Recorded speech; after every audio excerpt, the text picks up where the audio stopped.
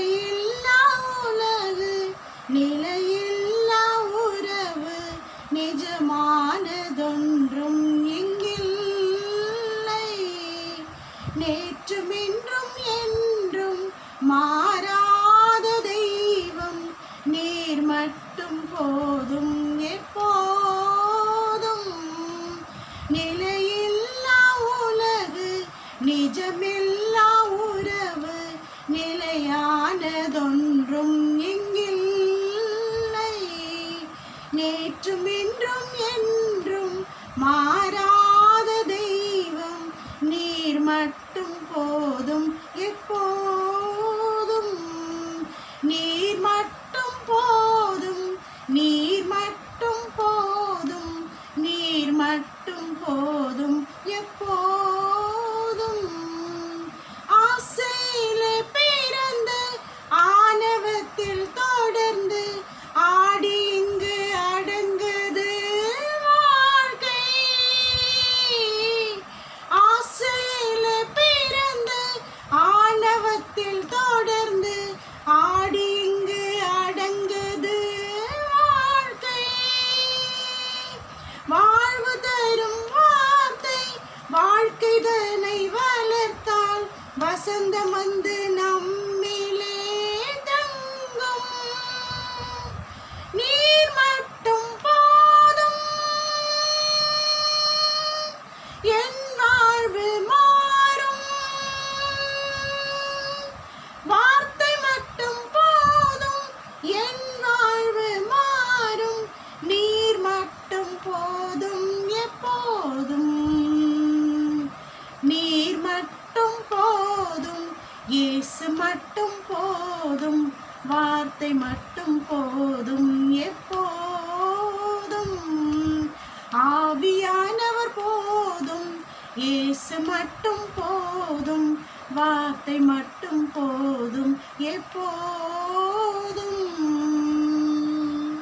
கர்த்தருடைய பரிசுத்த நாமத்துக்கு மகிமை உண்டாவதாக. இந்த புதிய நாளை தந்த தேவனுக்கு நன்றி செலுத்தி உங்கள் யாவரையும் பிதா குமாரன் பரிசுத்த ஆவியின் நாமத்தினாலே ஆசீர்வதித்து வாழ்த்துகிறேன். இன்றைக்கு கர்த்தர் ஆதாரமாய் கொடுத்த வேத வசன பகுதி சங்கீதம் 19வது அதிகாரம் 7வது வசனம் சொல்லுகிறது, கர்த்தருடைய வேதம் குறைவற்றதும் ஆத்மாவை உயிர்ப்பிக்கிறதுமாய் இருக்கிறது. கர்த்தருடைய சாட்சி சத்தியமும் பேதையை ஞானியாய் மாற்றுகிறதுமாய் இருக்கிறது. ஸோ கர்த்தருடைய வசனத்தை குறித்து தான் இன்றைக்கு டாப்பிக்காக நம்ம பார்க்க போகிறோம். What is the God's words power which is keep on operating in our life until we will reach our heaven. That's what our topic today.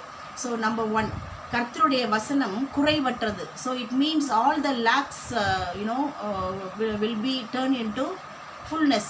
அப்போ குறைவுகளை நிறைவாக்குகிறதாய் நம்முடைய வசனம், வேத வசனம் நமக்குள்ளாக, நம்முடைய வாழ்க்கைக்குள்ளாக, நம்முடைய எல்லைகளுக்குள்ளாக, நம்முடைய சகல காரியங்களுக்குள்ளாக செயல்பட்டு கொண்டிருக்கிறது. நம்பர் 2, அதாவது law of words is always perfect. Number 2, converting the soul. It means the God's words is reviving us. God's words is always changing our life or making our life get transformed. அதாவது நம்மளை மறுரூபப்படுத்துகிற வார்த்தையாய், அது நம்ம ஆத்மாவை உயிர்ப்பிக்கிற வார்த்தையாய் செயல்பட்டு கொண்டிருக்கிறது. Number 3, சாட்சியாய் மாற்றுகிறது. அதாவது நம்முடைய பூமி எங்கும் பரிசுத்த ஆவியானவர் வரும்போது நாம் பூமி எங்கும் சாட்சியாய் இருப்போம் என்று நாம் வாசிக்கிறோமே, அப்படியாக wherever we are going and coming, wherever we are roaming around the world, we will be a testimony for Christ. நம்மளே தேவனுக்கு சாட்சிகளாய் இந்த வேத வசனம் நம்மை உருமாற்றி கொண்டிருக்கிறது. நம்பர் 4, கர்த்தருடைய வசனம் பேதைகளை ஞானியாக்குகிறது. So even then we are பேதை போல இருந்தாலும் making this word as wise and always simple. நம்மளை ஒரு சிம்பிள் லைஃப்பை லீட் பண்ண முடியாய், நம்ம எப்போதும் ஞானியாக இருக்கும்படியாய், வைஸ் அண்ட் விஸ்டம் ஹோல்டிங் பீப்புளாக இருக்கும்படியாய் நம்மை மாற்றி கொண்டிருக்கிறது. ஸோ நான் இந்த வேத வசனத்தை நாம் தியானிக்கும் போதெல்லாம், கேட்கும் போதெல்லாம், வாசிக்கும் போதெல்லாம் இருதயத்தை மகிழ்விக்கிறது, நம் கண்களை தெளிவாக்குகிறது. ஆகவே இந்த வேத வார்த்தையின்படியாக யார் நடக்கிறார்களோ, யார் அந்த வேத வசனத்தை வாசிக்கிறார்களோ, கேட்கிறார்களோ, அதை தியானிக்கிறார்களோ, யார் அந்த வேத வசனத்தை ஆராய்ச்சி செய்து பார்க்கிறார்களோ, இந்த வேத வசனம் ஜீவனும் வல்லமையும் உள்ளது. எபிரேயர் 4:12.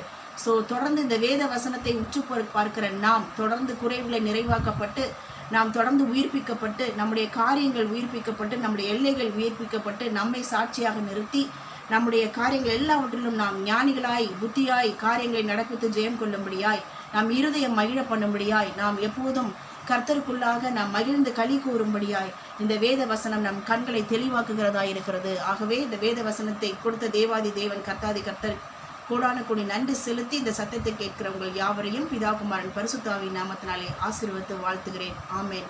God bless you all.